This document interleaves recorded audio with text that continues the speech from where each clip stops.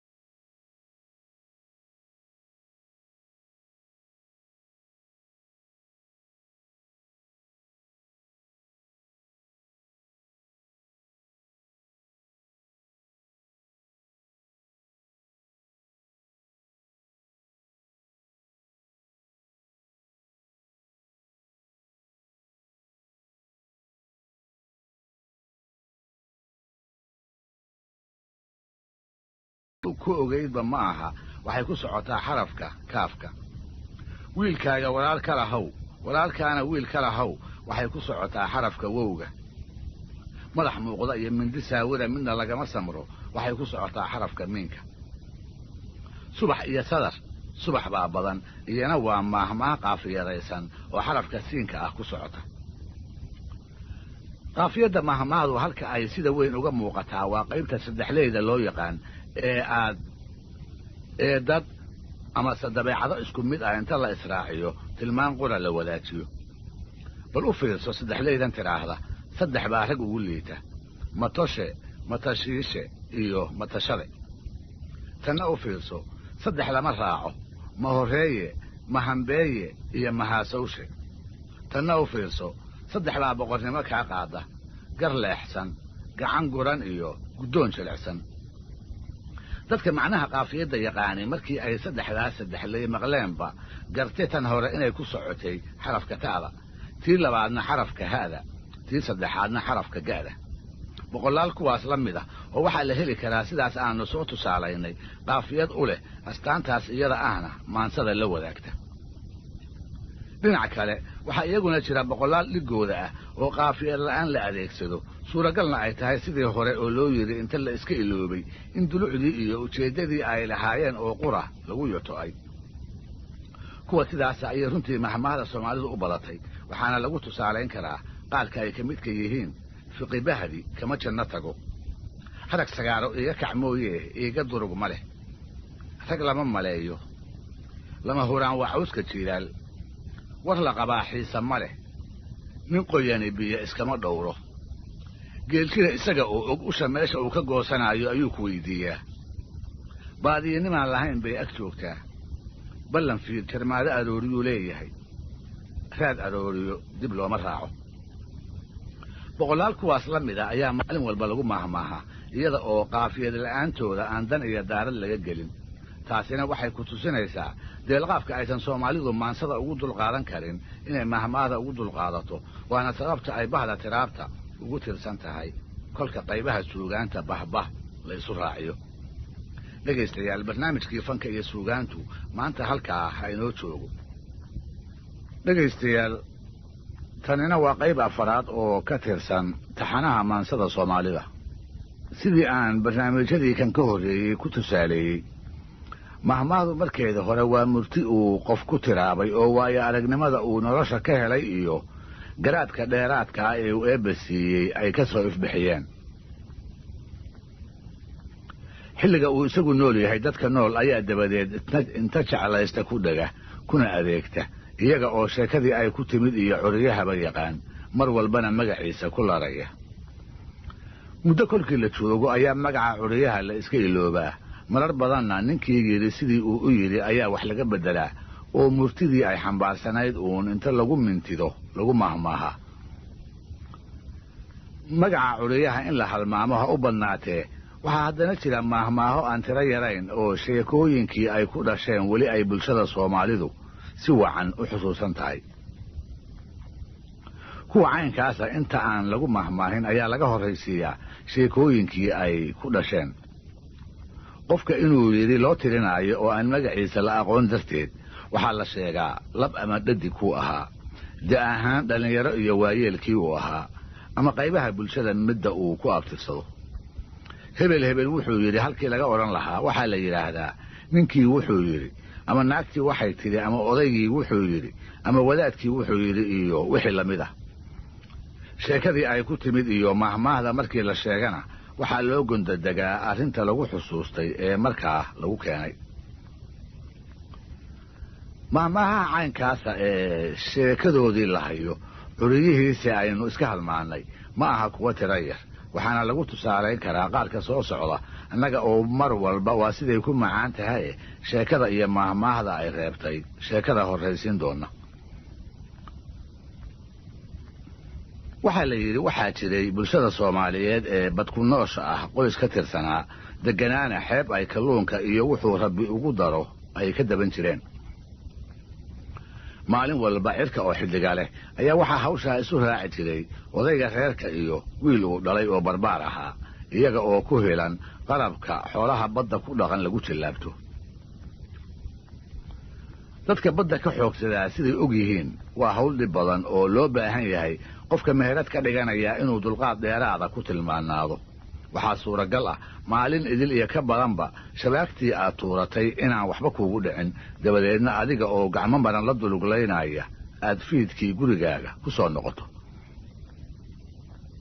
hawshaas oo kale waayeelka ayaa u adkaysta oo dhabar u yeelan karee dhallinyaradu ma jecla kumana raagto.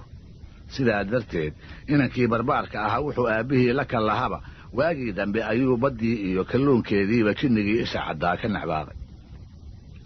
galabtii dambe qararhka xeebta qar ka mid ah labadoodii oo dul dhakoola sugaayana qalabkii ay saaka badda dhex dhigteen inay wax ugu dhacaan ayuu wiilkii su'aal aanu filayn odagii ku soo tuuray.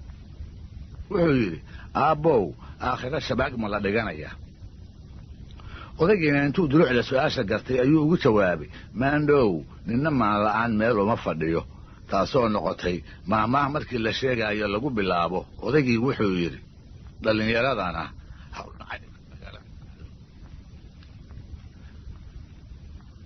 waa tahay. waxaa haddana la yidhi nin iyo inan uu dhalay oo reer miyi ah ayaa kal dambeed xilli diraaceed ah reerkoodii u sahmiyey. xalay fiid hore hillaac taag darane meel uu ka bilig lahaa ayna ku odoraseen ayay 3 caanamaal kadib goor gabalgaab ah dhex joogsadeen. si ay u ogaadaan roobka helay inta uu la eg yahay ayay qodeen mase waa calaacal. kuwa waaweyn oo sansaankoodu cirka ka muuqdo kob lagu sugi karo inay tahay ayuu odagii istusay. beri iyo saa dambe naqa soo bixi doona inay xoolaha ermaani ugu darari doonaan ayay la ahaatay. waa la mahadiyey sawkolka inuu reerkii ku soo raraa lama gudboonaan. ma labalabayne waxay tala kaga dhammaatay inuu ha soo raree wiilkana ciddii u diro, isaguna berimadii uu ku furi lahaa uu u sii sahamiyo xoolahana uu xidhyo uga sii maageero. wiilkii oo anbabaxaya ayuu kolkaa la sii ballamay kuna yidhi, maandhow, tag oo reerka halkan ku soo rar. habeen dambe geediga ka hor kolkii aad gaadhana waxa aad qalataan wanka weyn oo ina heblooda. inankii oo ballantii aabbihii si wacan u xusuusan ayaa reerihii gaadhay. wuxuuse ugu tegey isaga iyo odagu sidii ay ku ogaayeen si aan ahayn. marka koowaad abaar bay kaga tageene intii ay sahanka ku soo maqnaayeen ayaa roob mahiigaanihii si hagar la'aan ah ugu dul habsaday. ballidii ayaa wada ceegaagta, meeshii godan oo dhanna rahbaa ka jiiq leh. marka labaad wankii odaygu kala soo ballamay mid aan ahayn si ay isku fil ahaayeen ayaa shalay galabjeeniga midig ka duulay. wuu jabay. elegta waxaraha meel u dhow ayuu caws loo soo guray ku laba canlaynayaa. inuu kamaana waa habeenkii xalay ahaa oo tegey siday xoolayaqaanka qaarkood sheegeen markii ay arkeen. ballantii ay isaga iyo aabbihii isku ogaayeen inuu siday ahayd u fuliya mooye wax kale oo idil ayaa inankii laga indhisaabay. wankii weynaa ee odaygu soo magacaabay ayuu dhegta dhiigga u daray. intaan waagii baryinna awrtii oo rarkii u dhan yahay iyo xoolihii ayuu dhabbaha ku riday, isaga oo u wada halkii uu aabbihii ku ogaa ee roobka yari ku da'ay. reerkii oo geeddi ahi kolkii uu u tegey wixii dhacayna looga sheekeeyey ayaa meel ay jirtayba caloolxumo oo idili odaygii isugu timi. wuxuu isu qaatay nin gablamay inaanu waxba dhaamin. ma wuxuu dad moodi karaa barbaarka garan waayey roobka mahiigaanka ahi halkii uu ku helay inuu reerka ku nageeyo. wanka jaban ee aan kabayaha looga rajo qabin ninka inta arki waayey kii badda qabay gowracay sidee buu u sinsan karaa oo dad uga dhigan karaa? nacasnimadaas markii uu ku canaantayna waxaa barbaarkii laga waayey waxa uu isku daafaco oo aan ahayn, waxaan fuliyey wixii aan aabbow ku ballannay. kolkaas buu odaygiina hadalkii ku soo gebagabeeyey su'aal aan habaarna ka taga sawtala kuuma dhalato oo noqoto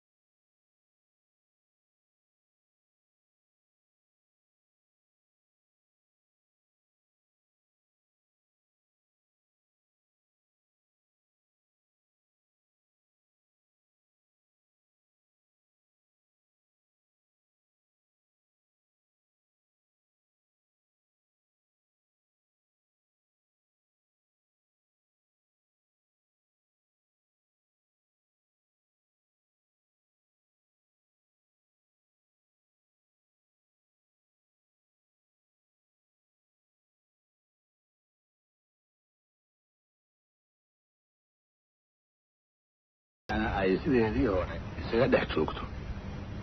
tu kale oo walaasheeda korna uga weynayd ayaase gabadha waxaa ku soo kordhay hagaag u garatay. waxay la sheekaysato ee waxay xoogaantaba ugu dambaystii runtii ayay ka ogaatay. waxay u qiratay ilmo nool oo aan meher xalaala ku beermin inay uurkiisa leedahay. waxay u raacisay walaaley hay sheegin. codsigaas oo ay iina kaga jawaabtay anigu ku sheegi maayee 5 bilood iyo ku sheegin oo noqotay maamaha la xusuusta mar walba oo lala kulmo ruux ay la tahay inuu qarin karo amaba ay dadka kale u qarin karaan arrin uu isagu eedeeda lahaa oo kollay gadaalka uu eelkeedu soo ifbixi doono iyada oo aan celina dabool saari karin. isla xilliyadaas aan hadal hayno dumarkii iyo raggii hore ee Soomaaliyeed waxay ka dhowrsan jireen inay carabka ku dhuftaan laboodka iyo dadigoodka dareenka isu soo jiida ee jacaylka la yidhaahdaa inuu hayo amaba haleelay. si kasta ha isu rabeene dhif bay ahayd amaba maba dhici jirinba meel fagaara ah in jacaylka hebla ama jacaylka hebel afmuggii lagu qirto. iska daa laba ruux oo isu cusube ninka iyo haweenayda isu galay ayaan marna waa ku jecelahay dabdahooda la soo mari karin. ninka haddii waxaas oo kale laga maqlo sidacsani iyo leednimo ayaa lagu xaman jiray. dumarkana waxay ku cambaarayn jireen nin jacayl oo bulshadaas iyada ah aan gubadhaaf waxba uga sokayn. xataa maansayahanadeenii raacatada ahaa kuma dhiiran jirin inay hiddaha ka bayraan.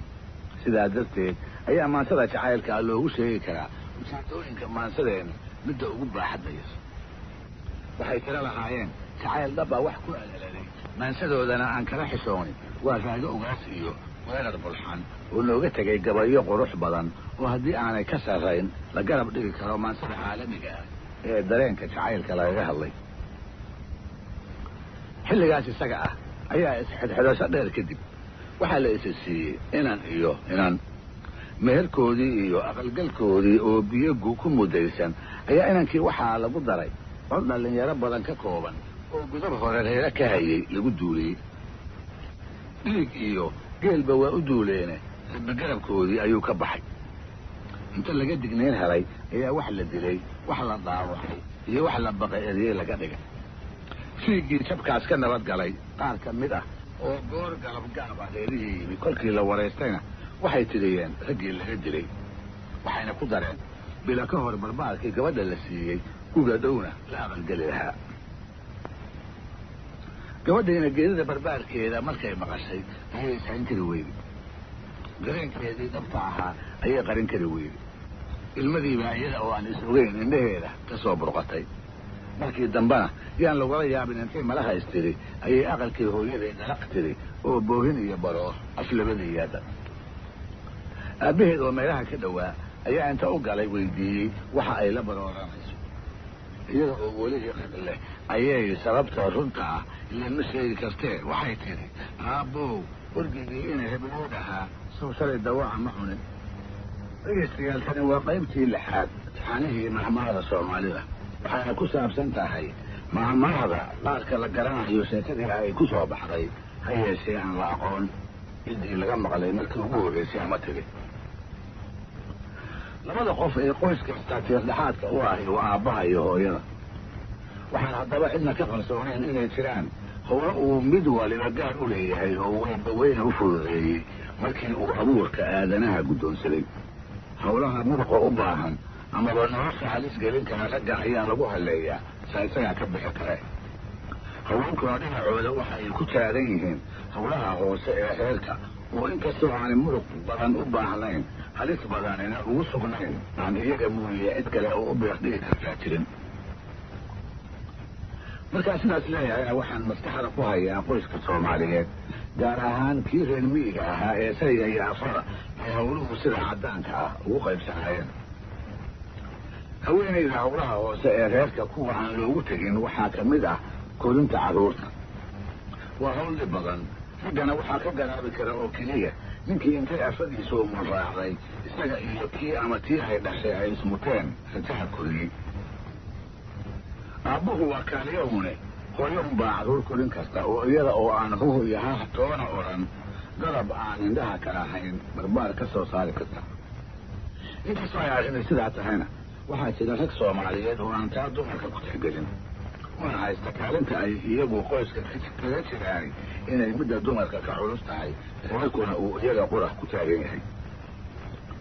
waa ragga mar walba dumarka dhaliila oo iyaga iyo carruurta xagga garaadka indhaquna ku wada eega.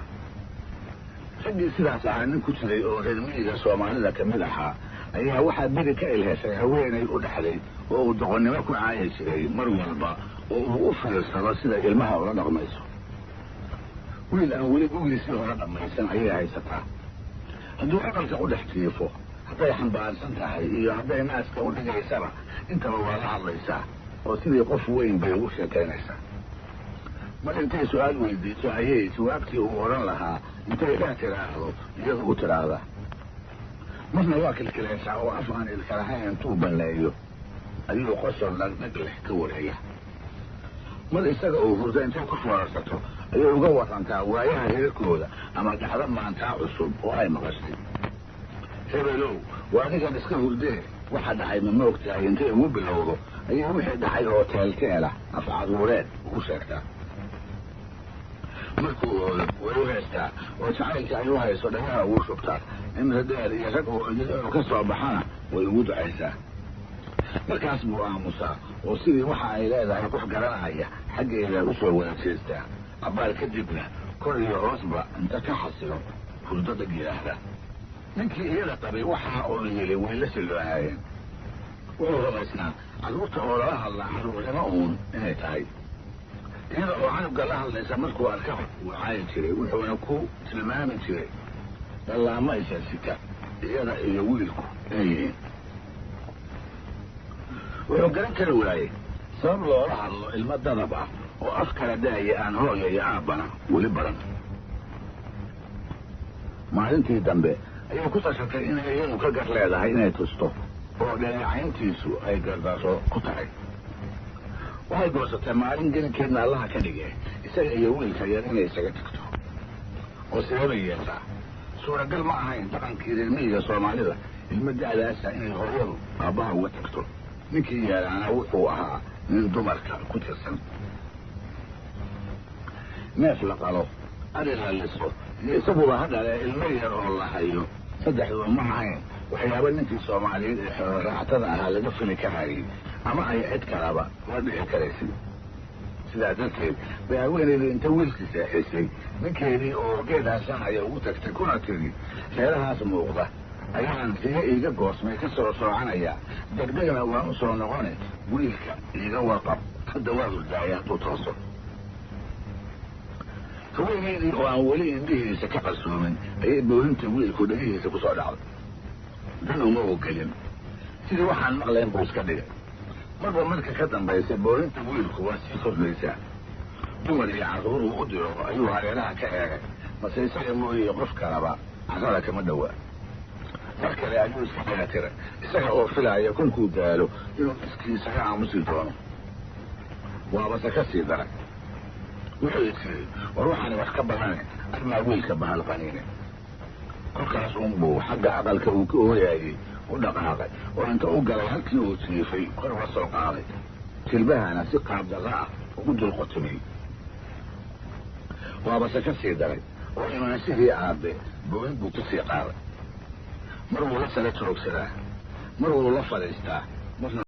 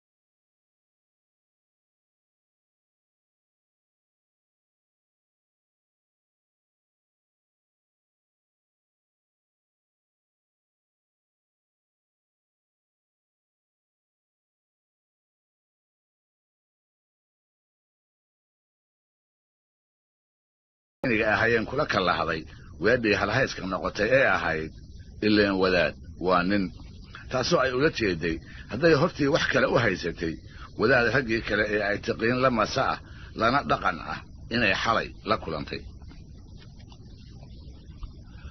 wadaadada kuwa barbariiqda ee dantooda iyo xaqa dhinaca dantooda u xagliya waxay Soomaalidu ku tusaalaysaa sheekooyin badan oo maamaaha ka hareen labada soo socdaana ay ka mid yihiin sheekada hore waxay ku saabsan tahay wadaadkii ninka buka oo muddada dheer dhulyaalka ahaa reeraha inta ku maqlay ku caraabay intii aanu aqaladii iyo halkii uu ninku ku xanuunsanaa soo gaarin ayuu soo dhex maray arigii reeraha oo meel aan xiriyihiisii ka fogeyn mayracanaya riyo iyo ido orgi iyo wanan sabeeno iyo ceesaamaba si wacan buu indhaha ula raacay wuxuu cabbaar ku dheegagay una bogay wan idaha ku jiray oo joogaa ah galaalaana bariduna intay ballaarkii ka badatay ay xaglaha ku dhowdahay isaga oo aan is ogeyn ayuu candhuuf ay hamuuni ka keentay jugsiye kuna taamay neefkaas inuu caawa hilba ka cuno reerkii markuu gaaray oo rag iyo dumar wixii joogay ay sinabdaadiyeen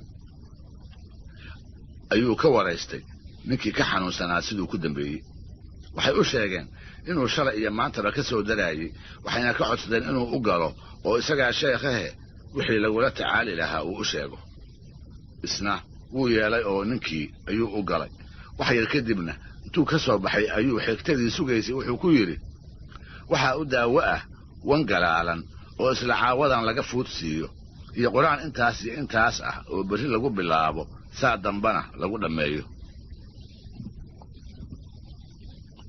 wadaadkii inta meel la fadhiisiyey oo caana loo keenay ayaa raggii nin ka mid ah arigii loo diray si wankii galaalaa ee wadaadku sheegay uu uga keeno showwananka galaalan ee ariga ku jiraa miduun ma ahee waa badan yihiin show kuwa waaweyn iyo kuwa aan baraar waxba dhaaminba waa leeyihiin wan yar oo galaalan oo aan ahayn kii wadaadku madaxa ku hayey ayuu ninkii la dirayna la soo ordo waana gar oo inuu wan yahay iyo inuu galaalan yahay mooye da'diisa iyo shishlaantiisa midna isba carabka kuma dhufan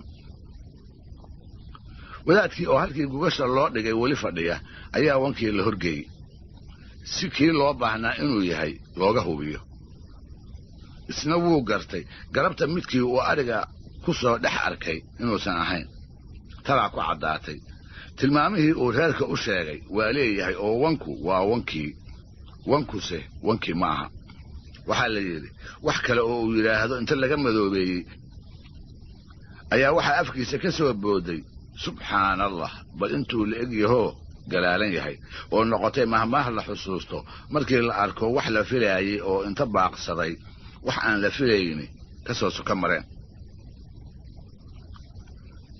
sheekada labaadna waxay ku saabsan tahay wadaadkii nimanka dacwada isu haysta u garnaqay oo inta kitaabada u furfuray xukunka riday isla goobtiina isla dacwadii inta ku noqday xukun kale ka soo saaray markuu ogaaday isaga qudhiisu dhinacii eedda qaaday inuu ka mid yahay waxaa la yidhi nin baa beer tabcaday dabadeedna masago fiican ayaa uga baxday isaga oo aan weli goosan ayay inta soo gashay waxaana ka dhigtay lo aan lala joogin oo meel aan u dhowayn ka soo fooftay ninkii beerta laga cunay iyo kuwii lo'da lahaa ayaa dabadeed arrintii ku kala bixi waayey oo hadalkiina ka taagtaagmay raggii halkaa joogay ayaa markaa labada dhinac kula taliyey inay shareecada iyo diinta eebbe ku kala baxaan waxayna farta ugu fiiqeen wadaad geyiga wax ka deganaa oo halka wax ka dhaceen aan reerihiisu waxba qumban ka fogeyn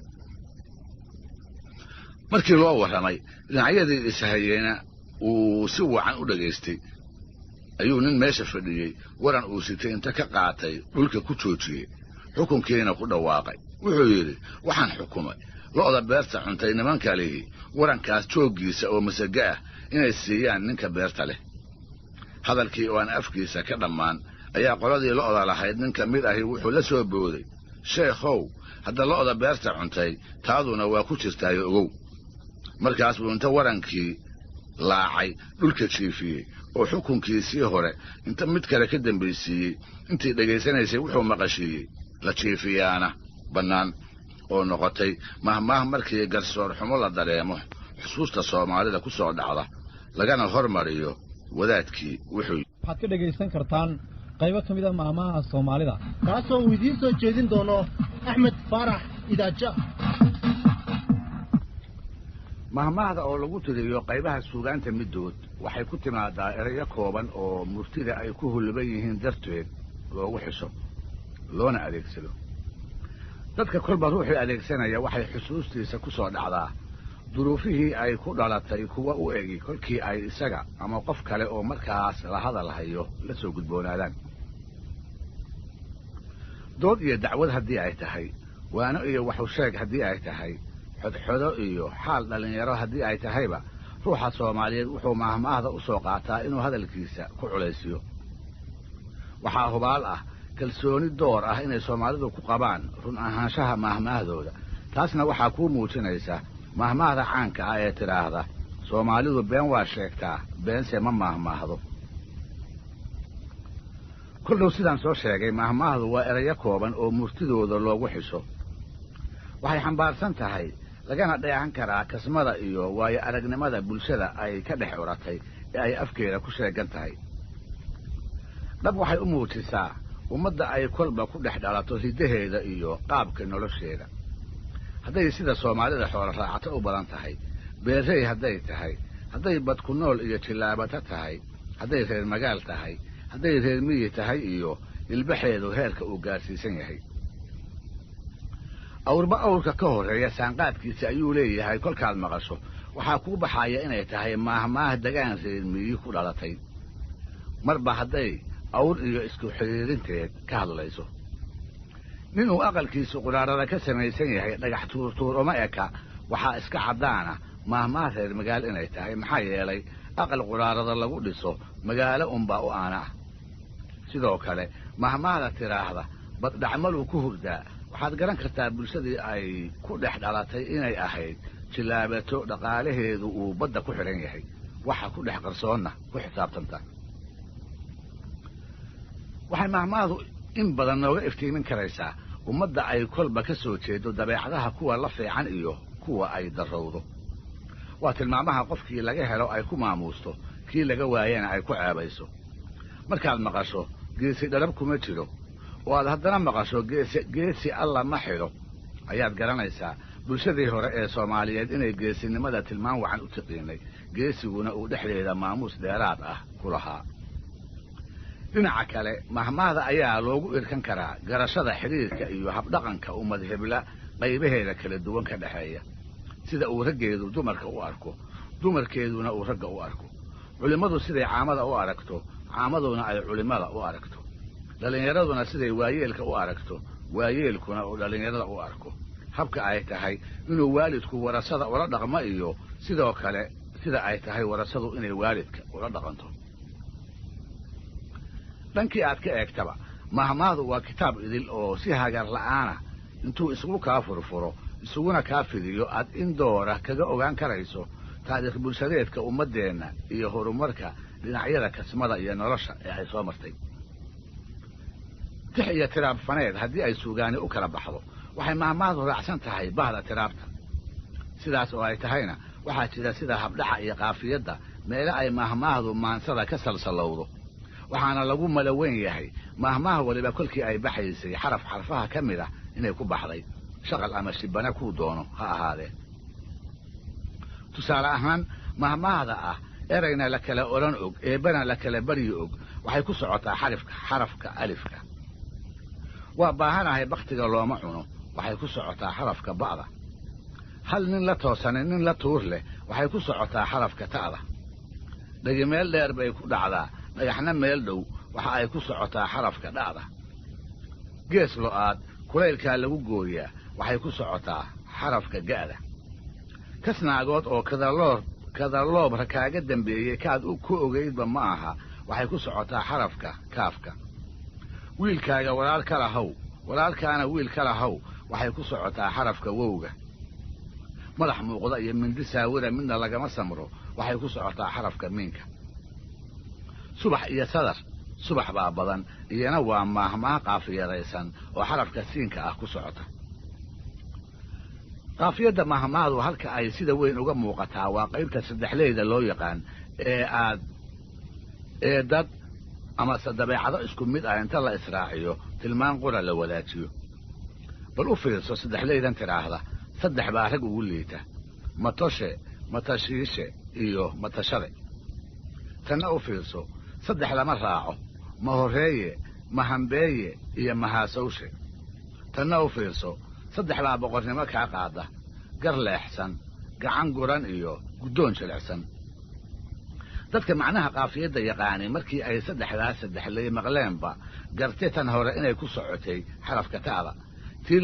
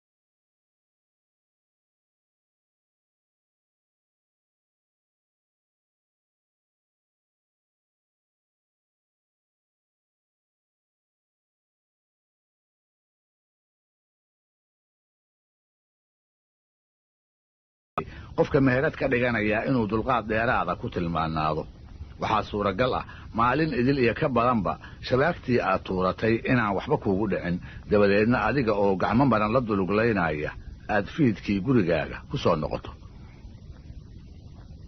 hawshaas oo kale waayeelka ayaa u adkaysta oo dhabar u yeelan karee dhallinyaradu ma jecla kumana raagto sidaa darteed inankii barbaarka ahaa wuxuu aabbihii la kal lahaba waagii dambe ayuu baddii iyo kalluunkeediiba jinnigii isha caddaa ka necbaaday galabtii dambe qararhka xeebta qar ka mid ah labadoodii oo dul dhakoola sugaayana qalabkii ay saaka badda dhex dhigteen inay wax ugu dhacaan ayuu wiilkii su'aal aanu filayn odagii ku soo tuura wuxuu yidhi aabbow aakhiro shabaag ma la dhiganaya odagiina intuu dulucda su'aasha gartay ayuu ugu jawaabay maandhow ninna maan la'aan meel uma fadhiyo taasoo noqotay maahmaah markii la sheegaayo lagu bilaabo odagii wuxuu yidhi dhallinyaradana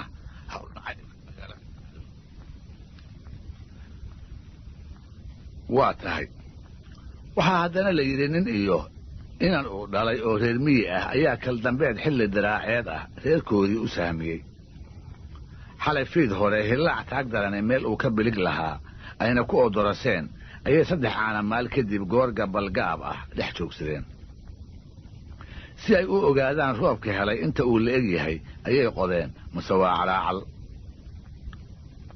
kuwa waaweyn oo sansaankoodu cirka ka muuqdo kob lagu sugi karo inay tahay ayuu odagii istusay beri iyo saa dambe naqa soo bixi doona inay xoolaha irmaani ugu darari doonaan ayay la ahaatay waa la mahadiyey sawkolka inuu reerkii ku soo raraa lama gudboonaan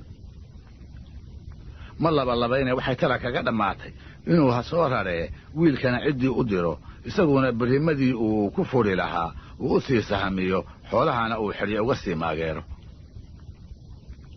wiilkii oo aanbabaxaya ayuu kolkaa la sii ballamay kuna yidhi maandhow tag oo reerka halkan ku soo rar habeen dambe geediga ka hor kolkii aad gaadhana waxa aad qalataan wanka weyn oo ina heblooda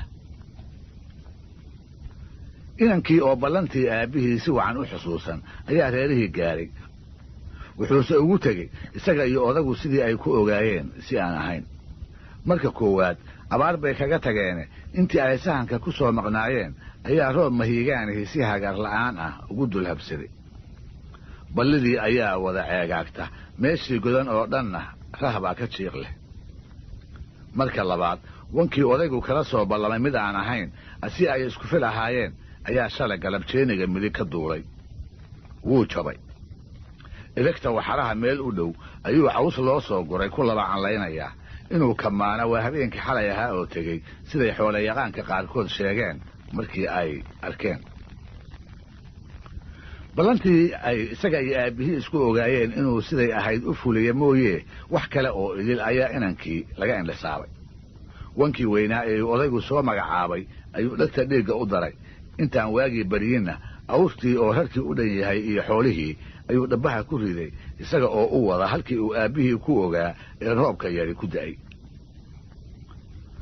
reerkii oo geeddi ahi kolkii uu u tegey wixii dhacayna looga sheekeeyey ayaa meel ay jirtayba caloolxumo oo idili odaygii isugu timi wuxuu isu qaatay nin gablamay inaanu waxba dhaamin ma wuxuu dad moodi karaa barbaarka garan waayey roobka mahiigaanka ahi halkii uu ku helay inuu reerka ku nageeyo wanka jaban ee aan kabayaha looga rajo qabin ninka inta arki waayey kii badda qabay gowracay sidee buu u sinsan karaa oo dad uga dhigan karaa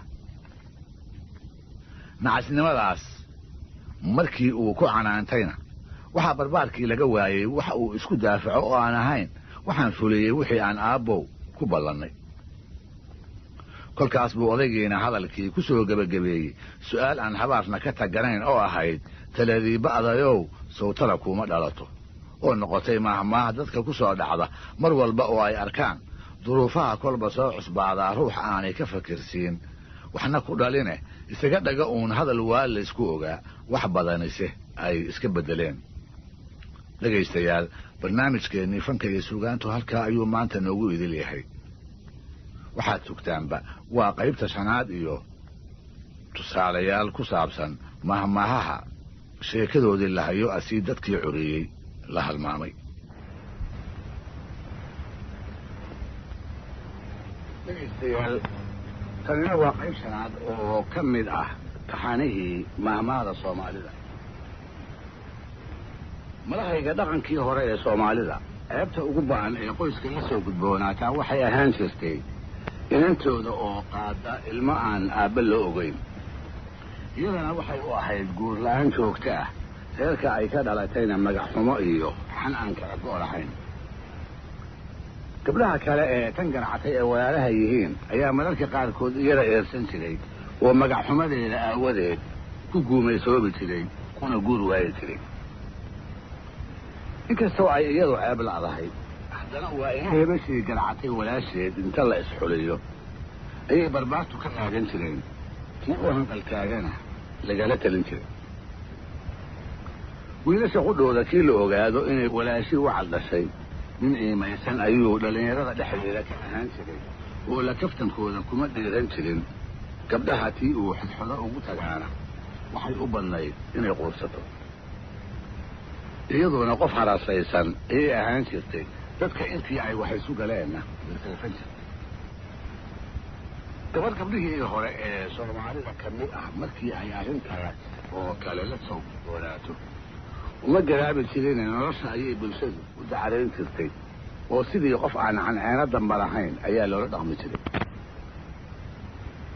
sidaa darteed waxay isku dayi jirtay intay qarin karto inay qariso inay cararto oo dhul aan laga aqoon ay ku dhex ambato waxay sidoo inay uurka ku disho intay gelxaraar ka dhalasto ama dugaag gubaha eegee dad oo idil intay ka raadgadato inay keynta cirsi bido dabadeedna aad libaax oo deehaansan qowlaladiisa ay ku dambayso iyada iyo daciska nool ee ilmagaleenkeeda dhowaanta ku beermay waxay ahayd bulsho aan gogoldhaafka sinada iyo ganacashadaba dulqaad u lahayn oo qofkii lagu maleeyo aad ugu naxariis badaata xiliyadii lasoo dhaafay qaarkood deegaanada soomaalida meelo ka mid ah ayaa haweeneyda la qabo oo inta foolata degdeg u umuli weyda waxay daliil uga dhigan jireen ilmaha ay dhali la adaghayd ninka qaba mooyee nin kale inuu ka dhalay iyada oo geeri iyo nolol geerida u dhow ayaa waxaa lagu qasbasiday inay sheegto inaanu jirinba nin ay u badan tahay oo aan kii qabay ahayn waxaa laga dhaadhicin jiray haddii ay sidaa yeesho oo dhabtii ninkii cunuga ka dhalay ay magac dhowdo inay soo kala fududaanayso oo ay ilmuhu sahal ku soo dhaafi doonaan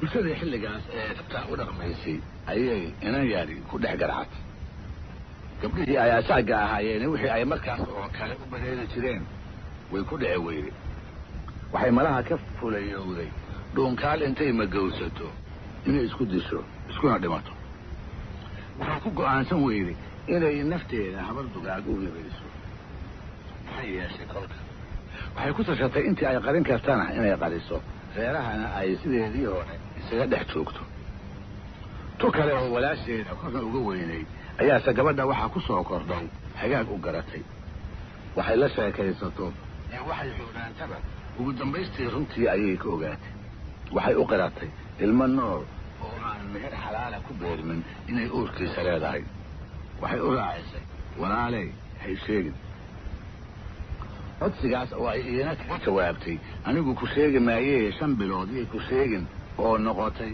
maamaha la xusuusta mar walba oo lala kulmo ruux ay la tahay inuu qarin karo amaba ay dadka kale u qarin karaan adan uu isagu eedeeda lahaa oo kullay gadaalka uu eelkeedu soo ifbixi doono iyada oo aan celina dabool saari karin isla xilliyadaas aan hadal hayno dumarkii iyo raggii hore ee soomaaliyeed waxay ka dhowrsan jireen inay carabka ku dhuftaan laboodka iyo dadigoodka dareenka isu soo jiida ee jacaylka la yidhaahdaa inuu hayo amaba haleelay si kasta ha isu rabeene dhif bay ahayd amaba maba dhici jirinba meel fagaaro ah in jacaylka hebla ama jacaylka hebel af muggii lagu qirto iska daa laba ruux oo isu cusube ninka iyo haweenayda tumanka isu dhalay ayaan marna waa ku jecelahay dabdahooda la soo mari jirin ninka haddii waxaas oo kale laga maqlo sidacsane iyo liidnimo ayaa lagu xaman jiray dumarkana waxay ku cambaarayn jireen min jacayl oo bulshadaas iyada ah aan goboldhaaf waxba uga sokayn xataa maanseyahanadeenii raacatada ahaa kuma dhiiran jirin inay hiddaha ka bayraan sidaa darteed ayaa maansada jacaylkaa loogu sheegi karaa ujeedooyinka maansadeena midda ugu baaxadayso waxay tira lahaayeen jacayl dhabbaa wax ku alaladay maansadoodana aan kala xishoonin waa raago ugaas iyo weerar bulxan oo nooga tegay gabayo qurux badan oo haddii aanay ka sarrayn la garab dhigi karo maansada caalamiga ah ee dareenka jacaylka lagaga hadlay. xilligaas isaga ah ayaa isxidxidasho dheer kadib waxaa la isa siiyey inan meherkoodii iyo aqalgalkoodii oo biyogu ku mudaysan ayaa inankii waxaa lagu daray cod dhallinyaro badan ka kooban oo gudab hore reere ka hayay lagu duuliyey. dhiig iyo geelba waa u duuleene garabkoodii ayuu ka baxay. inta laga dignayn helay ayaa wax la dilay, wax la dhaawacay iyo wax la baqay eryey laga dhigay. fiiggii jabkaas ka nabad galay qaar ka mid ah oo goor galabgaaba reerihii yimi kolkii la waraystayna waxay tiriyeen raggii laga dilay, waxayna ku dareen bila ka hor barbaarkii gabadha la siiyey uga dhowna la aqalgeli lahaa. gabadhiina geerida barbaarkeeda markay maqashay ayay ishayn kari weyday. dareenkeedii dhabta ahaa ayay qarin kari weyday. ilmadiibaa iyada oo aan is ogeyn indhaheeda ka soo burqatay. markii dambena yaan lagula yaabin intay malaha istiri ayay aqalkii hooyadeed dalaq tiri oo boohin iyo baroor af labadiyaada. aabbaheed oo meelaha ka dhowaa ayaa inta u galay weydiiyey waxa ay la barooranayso. iyada oo weli iqad leh ayay sababta runta ah ilaan ma sheegi kartee waxay tidhi aabbow wargigii inay heblood ahaa soo shalay dawaaca ma cunin. dhegaystayaal tani waa qaybtii 6 taxanihii mahmaada Soomaaliya. idiin soo jeedin doono